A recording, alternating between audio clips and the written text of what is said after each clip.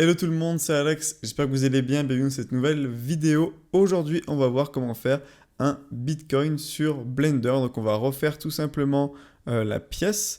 Donc le but, ça va être d'avoir une petite partie modélisation, mais qui sera vraiment très simple, puisqu'ici, on est sur un objet vraiment très simple. Une bonne partie, ça sera sur les matériaux, sur le shader editor, comment créer des textures un peu plus avancées, un peu plus réalistes, afin d'avoir comme effet ici un effet de relief. Donc on peut voir sur tous les traits ici qu'on a, comme si ça faisait un peu comme une carte mère, etc. Quand on a la lumière qui passe, on a des reflets, voilà, comme s'il y avait du relief sur la texture. Plus on a des effets de réflexion, par exemple ici dans le B, on peut voir qu'on voit à travers des maisons, des arbres, ça reflète, mais ça fait pas la même chose sur la partie dorée. Donc c'est tout ce qu'on va voir dans cette vidéo, qui est très important, surtout si vous débutez Blender. Je vous conseille également de rejoindre la formation gratuite si vous voulez plus de vidéos gratuites pour apprendre le logiciel. Donc on va commencer tout de suite et on va créer un nouveau projet. Donc dans un premier temps, vous allez avoir besoin d'une texture. Donc moi je l'ai juste ici, je l'ai téléchargé sur internet en tapant tout simplement sous Google Images Bitcoin texture ou Bitcoin coin. J'ai téléchargé l'image et ensuite ce que j'ai fait, c'est que je l'ai passé en noir et blanc. Donc de base, elle n'était pas en noir et blanc. Et ça, c'est quelque chose qui est assez important, surtout pour le travail de texture qu'on va faire après dans Blender. Il faut vraiment qu'on ait du noir et blanc. Donc je l'ai mis dans un logiciel. Donc j'ai pris pen.net. Après, vous avez GIMP qui est gratuit par exemple. Pen.net. Après, sinon, vous avez Photoshop. Vous prenez un logiciel comme ça. Vous passez votre texture en noir et blanc. Et on va pouvoir ensuite continuer le tuto. Donc là, ce qu'on va faire, c'est qu'on va supprimer notre cube de base. On va ajouter en faisant Shift plus A un nouveau mesh. On va prendre un cylindre. Dans le menu en bas à gauche, on va cliquer sur Add Cylinder. Et dans Vertices, ici, on va mettre 64 au lieu de 32, histoire d'avoir un cylindre un petit peu plus lisse sur les côtés et d'éviter de faire un subdivision surface. Ce qu'on va faire, c'est qu'on va faire une rotation sur notre cylindre. Donc je fais R, Y, 90 et on va réduire son épaisseur. Donc je prends cet outil juste ici et je tire sur l'axe X ici pour réduire la taille de ma pièce. Voilà. Une fois qu'on a fait ça, on n'a plus qu'à créer les matériaux et ensuite on viendra créer ici le petit rebord, quoi qu'on va venir le créer maintenant. Donc pour faire ça, c'est très simple. Je passe en mode Edit, donc je clique ici. Ensuite, je me mets en mode de sélection par face en cliquant juste ici. Je sélectionne cette face, donc je tourne ici, je laisse appuyer sur Shift, je sélectionne cette face également, et j'appuie sur I pour venir créer le petit rebord de la pièce. Et je pense qu'on va le faire comme ceci. Ensuite, je vais faire Alt, clic gauche sur un segment pour sélectionner tout le contour d'un coup. Je vais laisser appuyer sur Shift et je vais refaire un Alt, clic gauche ici. Ensuite, je vais appuyer sur la touche E et je vais refaire un clic gauche. Donc en fait, si vous voulez, on a extrudé, mais comme on a fait clic gauche, on a laissé ça au même endroit. Et donc maintenant, si je fais S, X, je viens créer ce petit rebord. Voilà. Donc là, on a le petit rebord de notre pièce. Ensuite, on va pouvoir la lisser pour que ce soit un petit peu plus joli. Là, on peut voir toutes les petites faces. Donc, on fait clic droit, Shade, Smooth. Ensuite, on va dans ce menu, on clique dans Normals et on vient cocher la case Auto Smooth. Et là, on a une pièce qui est lisse et donc c'est nickel. Donc, on va attaquer tout de suite les matériaux. Je me mets sur une vue de côté. Donc, je vais cliquer sur le petit X ici, en haut à droite, pour me mettre sur une vue de côté. Et je vais cliquer ici dans le Layout, Shading qui nous permet de travailler, créer nos matériaux. Donc là, je vais me remettre sur ma vue de côté. Donc là, on va sélectionner cette face-là, plus la face de derrière en laissant appuyer sur Shift. Je peux me remettre sur ma vue de côté et on va créer un nouveau matériau en cliquant sur New, juste ici. Ce matériau, je vais l'appeler Coin. Ça sera pour le contour de notre pièce. Et ensuite, je vais créer un nouveau matériau. Donc, je clique sur le petit plus ici à droite. Donc, il faut bien se mettre dans ce menu des matériaux. Je clique sur le petit plus. Je clique sur New. Et celui-là, je vais l'appeler BTC. Ça sera pour la texture du Bitcoin. Donc, BTC ici, je vais cliquer sur Assign. Donc, ça me permet d'assigner ce matériau-là qu'on va créer sur cette face-là que j'ai sélectionnée et cette face-là qu'on a sélectionnée. Et là, on va du coup ajouter notre texture. Donc je fais Shift plus A, texture, je prends Image Texture et je clique sur Open. Là, je viens chercher sur mon ordi l'image, donc je la sélectionne, Open, et je vais relier Color avec Base Color. Et là, on peut voir que notre image, elle apparaît ici. Mais c'est pas encore parfait. Ce qu'on va faire, c'est qu'on va cliquer là pour ouvrir un UV Editor. Voilà. Et ici, je vais appuyer sur U en mettant ma souris dans ma scène 3D. Et je vais cliquer sur Project from View. Et là, on a du coup notre cercle ici qui est un petit peu mieux centré et qui est surtout identique au niveau de la texture qui est appliquée derrière ma pièce. Donc ça, je vais pouvoir appuyer sur S pour agrandir sa taille et la placer correctement sur ma texture pour que rien ne dépasse, soit nickel. Donc pour déplacer comme ça, on appuie sur G. Pour agrandir comme ça ou rétrécir dans le UV Editor, on appuie sur la touche S du clavier. Voilà, donc une fois qu'on a ça, voilà, c'est nickel, et ben on va devoir tout simplement travailler notre texture, déjà pour lui donner la couleur or, et pour lui donner ensuite tous les effets de là tu brilles pas, etc. Donc vous allez voir, c'est vraiment pas très compliqué.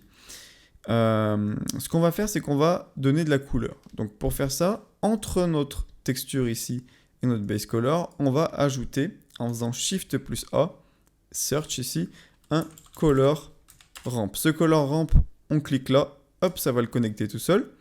Et comme on a une image qui est en noir et blanc, c'est là que c'était important, et ben je vais pouvoir changer la couleur du noir, de notre texture, et la couleur du blanc. Ça veut dire que si le noir ici, je veux qu'il soit rouge, et ben je peux le mettre rouge. C'est ça qui est magique avec ça justement. Donc on va mettre du coup pour le blanc une couleur un peu or, un peu orange. Donc on va venir se mettre, voilà, je pense quelque chose comme ça à peu près. Je vais copier cette couleur, donc je fais CTRL-C en mettant ma souris là, ou alors je prends le code exact qui est juste ici, je vais sur le noir, on met la même, sauf qu'on va la mettre plus foncée. Pas 100% noir, après voilà, c'est comme vous voulez, moi je pense que comme ça peut être pas mal. Donc voilà pour la partie couleur. Maintenant on va faire la partie relief. Donc la partie relief, on fait Shift plus A, Search, et ici on va venir mettre un bump qu'on va venir relier ici avec normal. Voilà. Et ici, on va relier color avec 8. Donc je vais juste étirer un peu plus. Hop, on relie color ici avec 8. Et là, on s'aperçoit qu'on a un relief. Alors, plus vous aurez une texture de qualité avec une résolution élevée, et mieux ce sera joli. Là, on peut voir, on a plein de petits pixels. C'est pas forcément l'idéal, c'est pas forcément super beau. Bon, c'est pas très grave. Ici, la puissance, donc strength, on va la baisser très fort. On peut la mettre vraiment léger, même si là, on a l'impression que ça se voit pas. On va la mettre fort et tout. On va le mettre léger, je pense à peu près comme ça au début, on verra après. Puisque on va le faire briller, et c'est là qu'on va vraiment se rendre compte du relief. Donc pour rendre ça brillant, on va baisser la rugosité. Donc c'est le paramètre qu'on a ici, rugness. Voilà, si on le met bas, on peut voir qu'on a les reflets dans le B, on commence à avoir des reflets. Donc ce qu'on va faire, c'est qu'on va, pour avoir une meilleure idée de ce qu'on fait, passer en mode rendu. Donc je clique ici, hop, donc là on passe en mode rendu, on se rend un petit peu plus compte de ce qu'on fait. Et en bougeant comme ça dans notre scène 3D, on voit avec notre source d'éclairage, avec la lampe, le petit point que vous voyez ici, que ça reflète beaucoup, que le relief est bien présent, et que ça marche plutôt bien. Ok, donc nous ce qu'on veut faire, c'est qu'au lieu que ça soit brillant ici, et brillant à l'intérieur ici, pareil, j'aimerais que là ça soit plus mat, mais que là ça soit plus brillant. Donc pour faire ça, on va ajouter ici un color ramp, qu'on va relier du coup la texture ici avec FAC, et ça avec notre paramètre rugness juste ici. Et donc si je bouge ici le noir, on voit que on joue avec toute la partie noire dans notre texture, donc le B et tous les traits à l'intérieur. Donc là, on va se mettre du coup Voilà un truc qui est bien brillant quand même. Et pour la partie blanche, ici, voilà, on va, je pense, essayer de se mettre un truc. Voilà, comme ça, c'est un petit peu mat, ça brille bien et on a pas mal de reflets. Je trouve que c'est plutôt pas mal.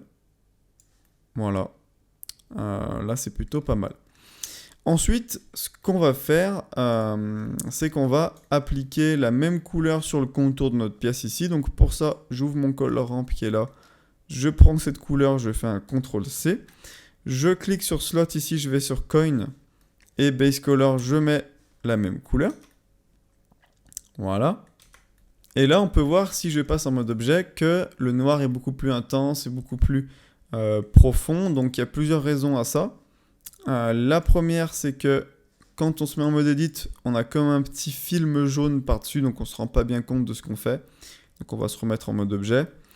Et on va pouvoir jouer avec ça directement ici, en éclaircissant, si on veut, le B qu'on a là, du Bitcoin. Voilà, donc vous faites comme vous voulez. Pour rendre ça un petit peu plus joli, on va rajouter des petits effets. Donc on va aller dans les paramètres ici de rendu. Donc on va rester sur Eevee. Et on va venir cocher Ambient Occlusion et Bloom. Donc Bloom, ça va nous donner un effet un peu brillant sur notre objet. Donc pour faire ça, ce que je vais faire, c'est que je vais prendre ma lampe. On va la rapprocher un petit peu pour vous montrer. Voilà, donc là, si j'enlève le Bloom, vous voyez un petit peu la différence. Donc nous, on va l'améliorer un petit peu. On clique ici pour entrer dans les options. Intensité, ici, on va le mettre à fond. Radius, ici, on va le diminuer. Voilà. Color, ici, on va le mettre un peu plus vers l'or, le jaune. Donc ma lampe, on va la mettre un peu sur un côté. Et là, on peut voir, on a un petit effet un petit peu brillant. Donc peut-être un petit peu trop or. Hein. On va rester un peu plus comme ça. Qui est plutôt sympa.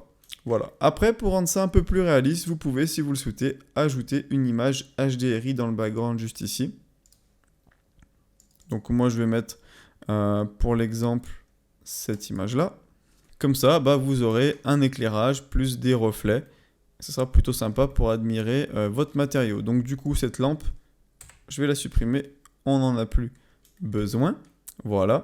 Et si vous voulez faire le rendu, mais ne pas avoir l'arrière-plan HDRI autour, eh ben, vous avez juste à aller ici, dans Film, et cliquer sur Transparent. Et vous voilà, du coup, avec votre Bitcoin en 3D facilement sur Blender.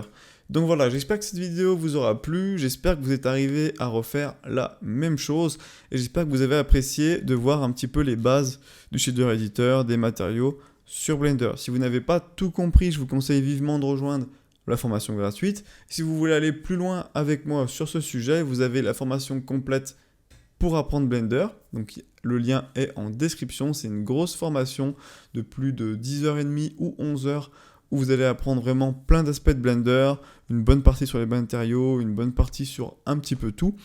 Et après, si vous le souhaitez, il y a une formation spéciale sur les matériaux.